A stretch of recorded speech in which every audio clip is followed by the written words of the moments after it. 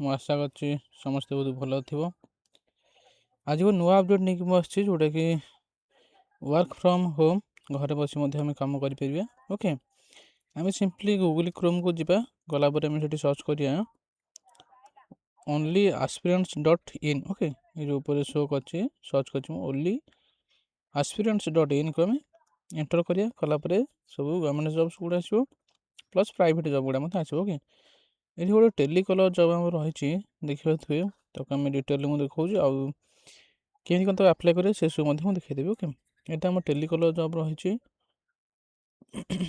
Okay,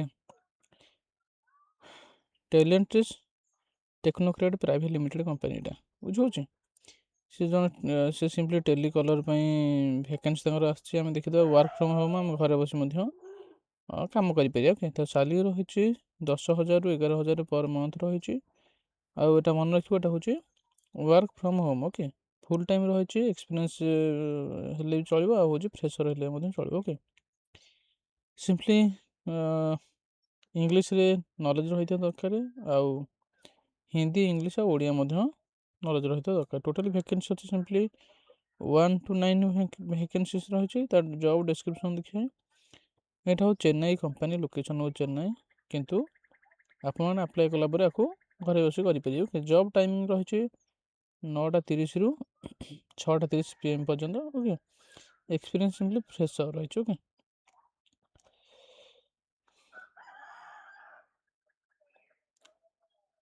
job overview ଦେଖିବା, ଏମିତି କିଛି ରହିଛି ଯେଉଁଟାକି ଟେଲିକଲର୍ କଷ୍ଟମର୍ ପ୍ରୋଭାଇଡ଼। ଓକେ,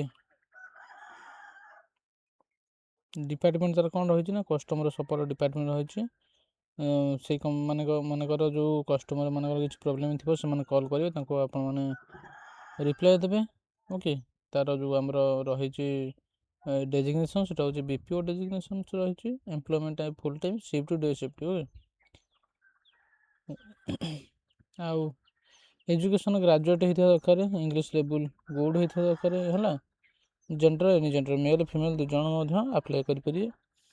ତ କମ୍ପାନୀ ଡିଟେଲ୍ସ ଦେଇଛି। ଆପ୍ଲାଏ ଅନଲାଇନ୍ ପାଇଁ ଆମେ ଏଇ ନୋଟିଫିକେସନ୍ କ୍ଲିକ୍ କଲା ପରେ କରିପାରିବା, ପ୍ଲସ୍ ତା PDF ଦେଖିବା ପାଇଁ ଏଇଟାରେ କ୍ଲିକ୍ କରିପାରିବା। ଓକେ, ଏସବୁ ମଧ୍ୟ ଦେଖିପାରିବା।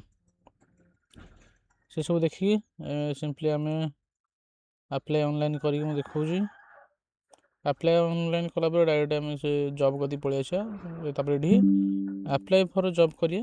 ଠିକ୍ ଅଛି, ଆପ୍ଲାଏ ଫର୍ ଜବ୍ କଲା ପରେ ଏଠି ମୋବାଇଲ୍ ନମ୍ବର ଦେବ ନା, ମୋବାଇଲ୍ ନମ୍ବର ଦେଲା ପରେ ତୁମ ଯେଉଁ ଡିଟେଲ୍ସ ରହିଛି ସେସବୁ ଭରିବ, ପ୍ଲସ୍ ତୁମର ଯଦି ରିଜ୍ୟୁମ୍ ରହିଛି ରିଜ୍ୟୁମ୍ ମଧ୍ୟ ଭରିବ।